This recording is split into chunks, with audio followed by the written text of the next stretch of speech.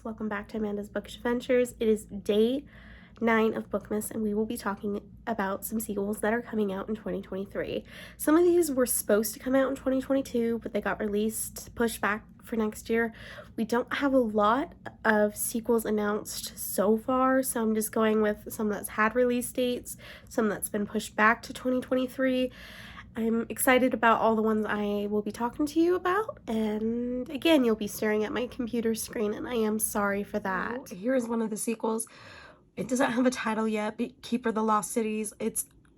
Oh, sorry about the sickness, but I'm just gonna go back to the first book and read you what the definition is. 12-year-old Sophie Foster has a secret. She's a telepath, someone who hears thoughts of everyone around her. It's a talent she never known how to explain.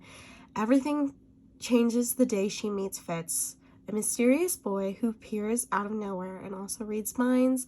She discovers there's a place she belongs, and then staying with her family will keep her in grave danger. In a blink of an eye, Sophie is forced to leave behind everything and start a new life in a place that is vastly different from everything she has known. Sophie has new rules to learn and new skills to master, and not everyone is thrilled that she has come home. There are some secrets buried deep in Sophie's memory, secrets who she really is and why she has hidden among humans the other people are desperately would kill for. There is one that was just released that I haven't got yet, Stellar Loon, but this is supposed to come out. It said Expection Publishing January 1st, which I doubt. I think we'll see this sometime around November. Now, here is Daughter of the Pirate King. It is getting a third book. It was a duology. It is becoming 3 books. I don't know if there's, after the third book, if there is going to be another, but right now we know there's going to be a third book.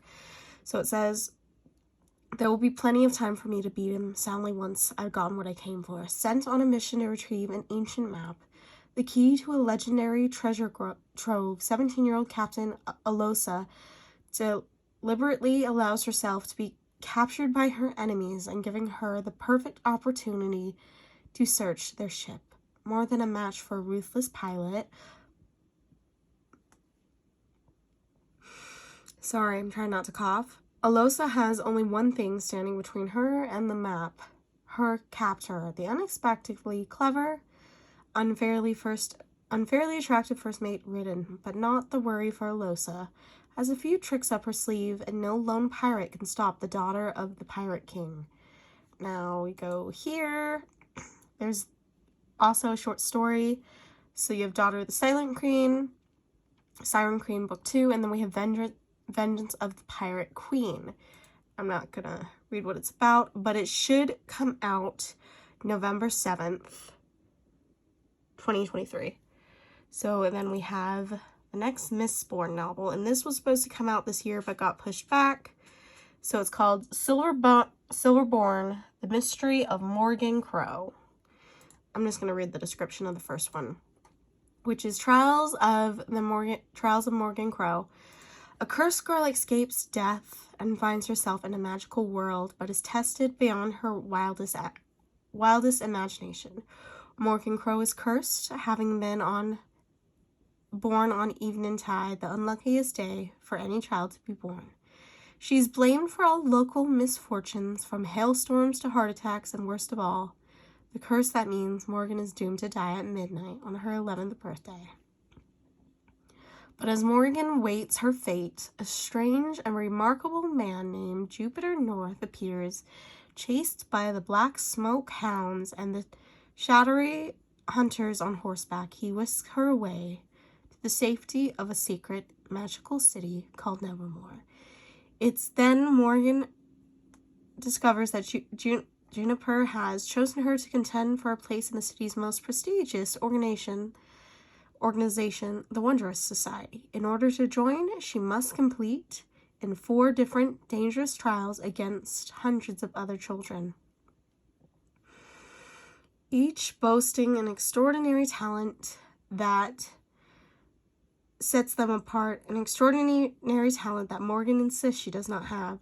To stay in the safety of Nevermore for good, Morgan will need to find a way to pass the test, or she'll have to leave the city to confront her deadly fate. Then we have the next book in the Teen Titans series. So for the first one, you have Raven's story, Beast Boy, and then you have Beast Boy Loves Raven, and then this picks up right after the events of Beast Boy. So I need to reread these because I don't really remember, even though I just read them this year. It's been a little bit. So when a tragic accident takes the life of 17-year-old Raven Ross, foster mom in Raven's memory, she moves to New Orleans to live with her foster mother's family and finish her senior year of high school. Starting over isn't easy. Raven remembers how to solve math equations and make pasta, but she can't remember her favorite song or who she was before the accident. When strange things start happening, the most people would consider impossible, Raven starts to think it might be better not to know who she was in her previous life. But as she grows closer to her foster sister Max, her new friends, and Tommy Torres, a guy who accepts her for who she is now, Raven has to decide if she's ready to face what's buried in the past and the darkness buried inside of her. I'm still sick, so this was supposed to come out this year. It says it's coming out March 7th, 2023, which I'm really excited. We have the next Heartstopper series. I'm just going to read the first one and then tell you when the release date is for Heartstopper 5. Charlie is a highly strung, openly gay overthinker. Nick and a cheerfully soft-hearted rugby player meet at a British all-boys grammar school. Friendship blooms quickly, but could there be something more?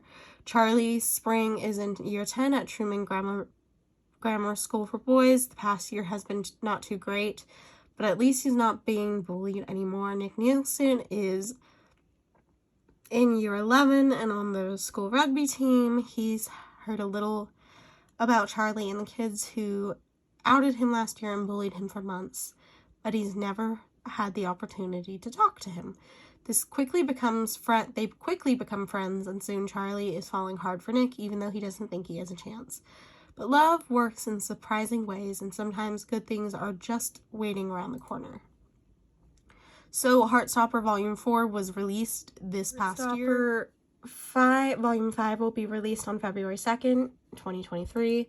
Then we have Lore of Olympus. I'm just going to read the first one to you and then tell you when the next release date. Scandalous gossip, wild parties, and forbidden love. Witness what the gods do after dark in the stylish and contemporary reimagining of one of the most mythologically most well-known stories from the creator Rachel Smee, featuring a brand new exclusive short story. Smee's original I'm going to say it's nominated webcomic, Lore of Olympus, brings the Greek pantheon into the modern age with sharply presented and romantic graphic novel. Now, Volume 2 is already out, and I think Volume 3 just came out as well. Yeah, it came out on October 11th, 2022. We have, I'm not sure if I'm really liking that cover. Hopefully they will update it. I think it's just to tell you the episodes, but it says it comes out May 23, 2023. So those are all the sequels and companions that I'm really looking forward to. I will see you in a minute. So that is it for day 9 of Bookmas. I hope you are looking forward to some of these sequels. If there's some that I have missed, let me know down below. I'd love to hear your thoughts. Bye for now.